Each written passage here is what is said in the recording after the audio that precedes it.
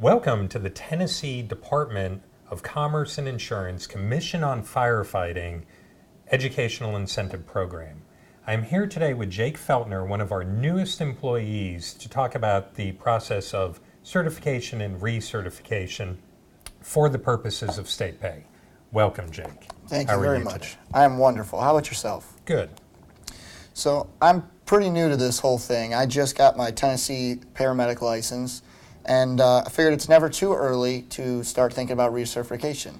So how many hours do I actually need to recertify? That's a great point, Jake.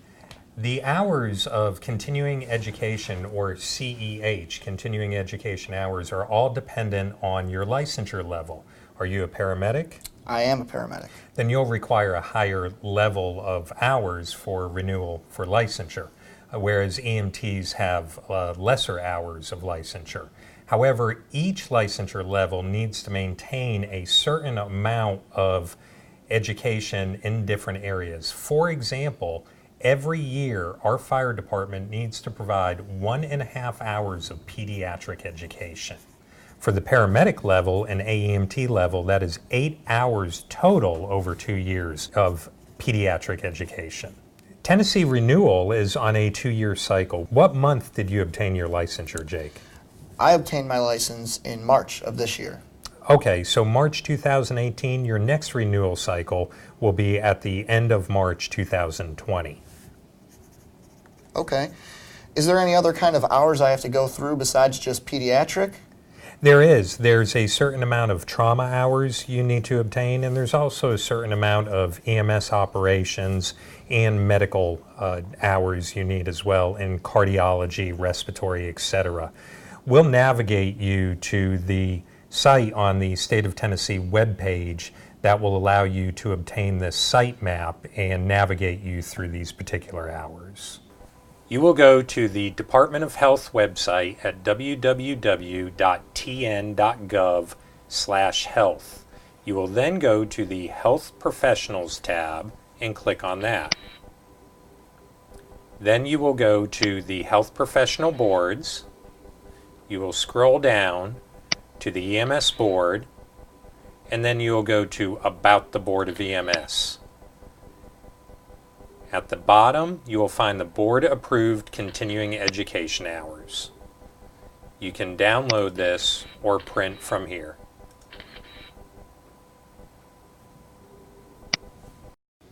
Okay.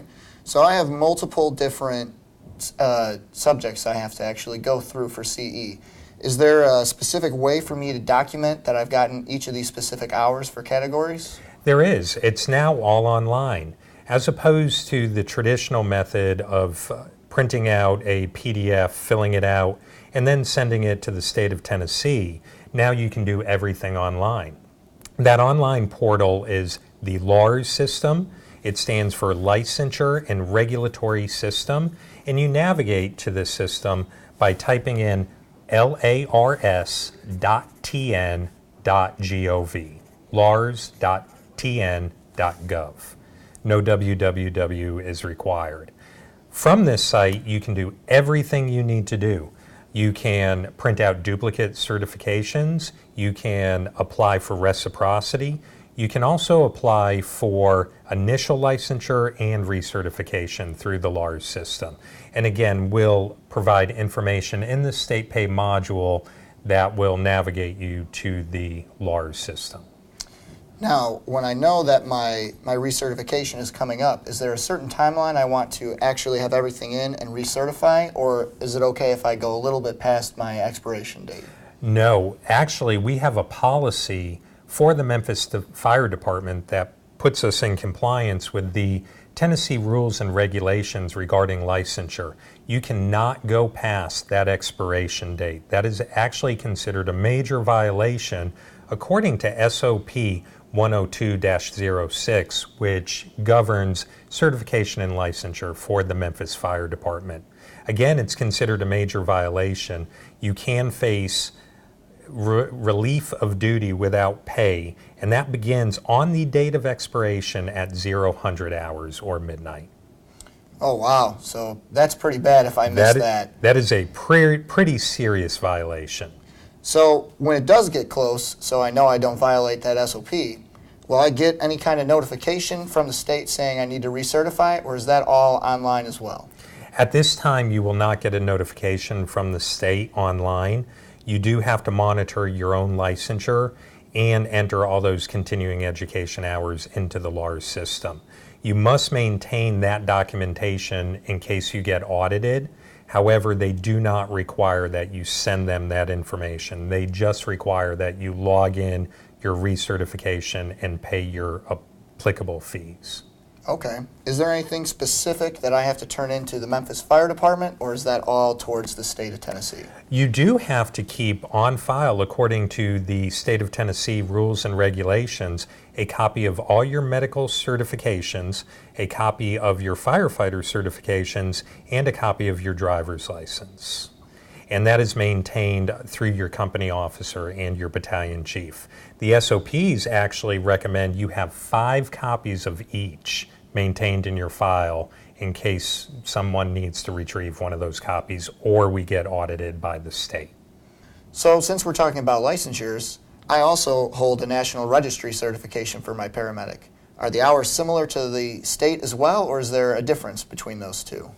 You will need a certain amount of continuing education hours, again, dependent on your licensure level for the National Registry. However, you can use the same hours you apply towards the state, towards your National Registry licensure.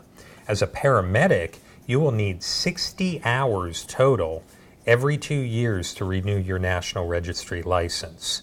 30 hours of those will be national content. That includes ACLS, any sort of CAPC approved class.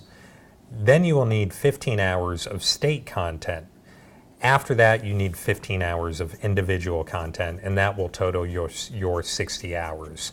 If you hold a EMS licensure below paramedic, that depends on the licensure level, whether you're EMT or whether you're advanced EMT. And again, if you go to www.nremt.org,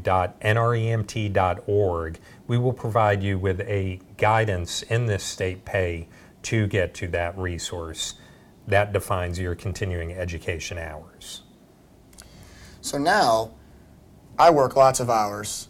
On my days off, I like to be pretty lazy. Is there anything I can do from home without having to leave the comfort of my own home, online possibly for CE hours? That is a great question. For the state of Tennessee, we have a guidance document that we will put with this state pay from the Tennessee Department of Health Director, Donna Tidwell.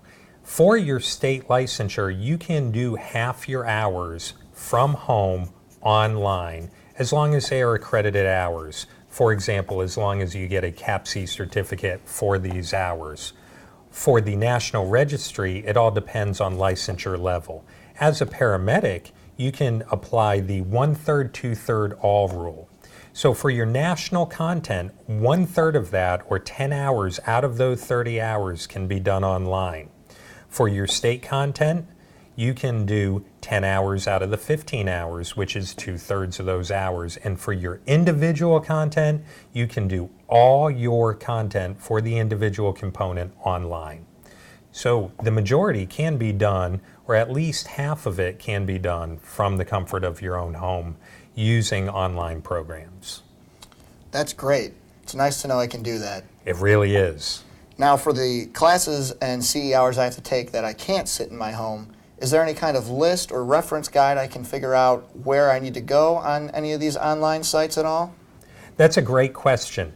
Oftentimes, publications like GEMS will put out online webinars that you can do for an hour or two and receive CAPC approved educational hours. Boundtree University also puts out hour segments that will match some of that national content, and if you've achieved all that national content, it will roll over to your state or individual content as well. And oftentimes the training center does EMS refreshers as well, and that will count towards this content also. So now, here's kind of a weird question.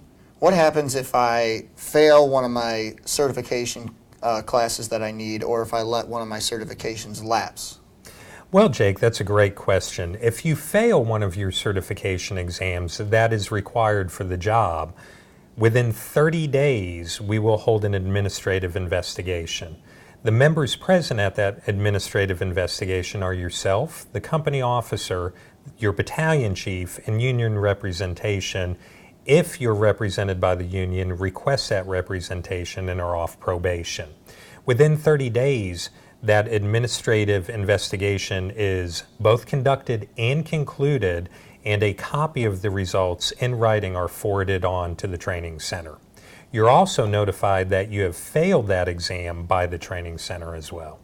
So you said a lot about national, state, and individual content. What exactly are each of those categories? Great. Those are categories for your National Registry of EMT licensure.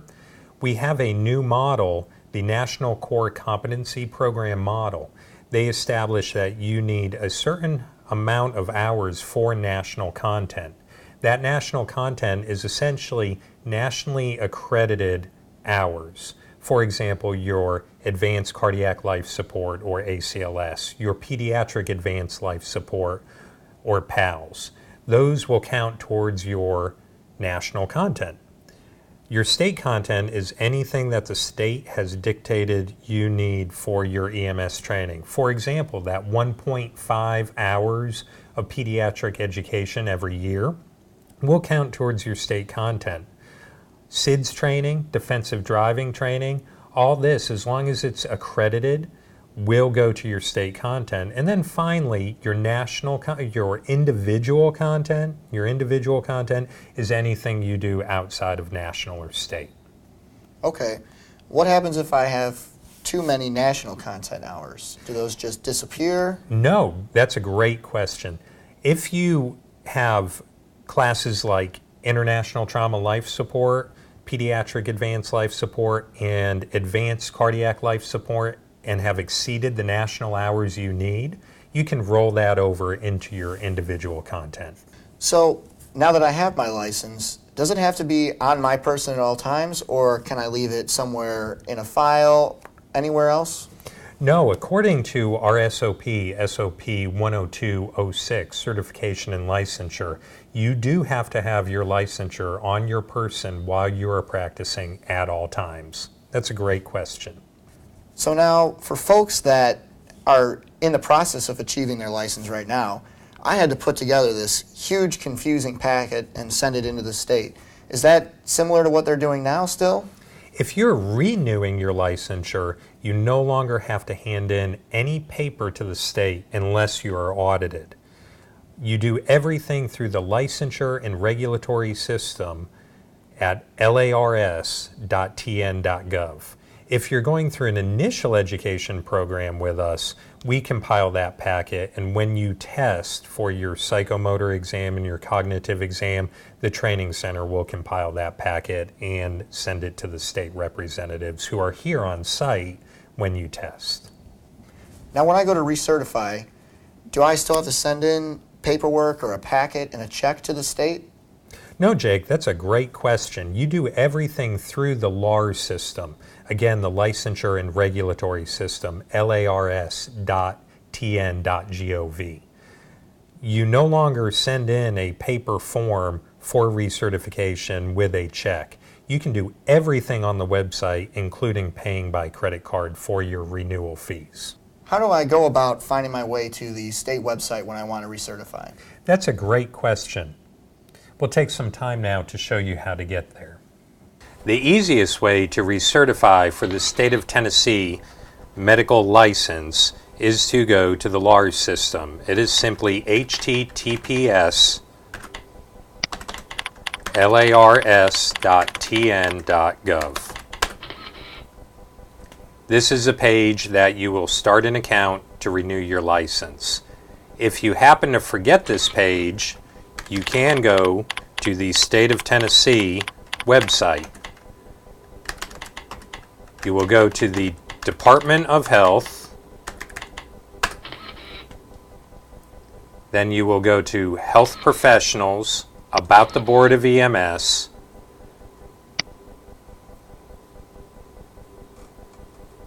and you will find a link to the online application for EMS professionals.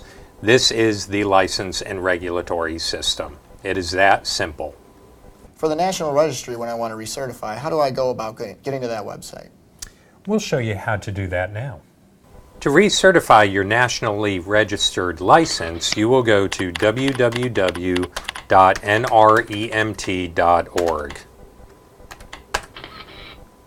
From this page, you will notice that there are recertification maps. You will go to the recertification for your licensure level. It will provide all the hours you need to recertify. At the bottom of this page, there is a resource for training officers. However, this is helpful for all EMS individuals. This will provide you with the breakdown of hours for your particular license. It will also tell you the hours for standardized courses that you can use towards your national certification.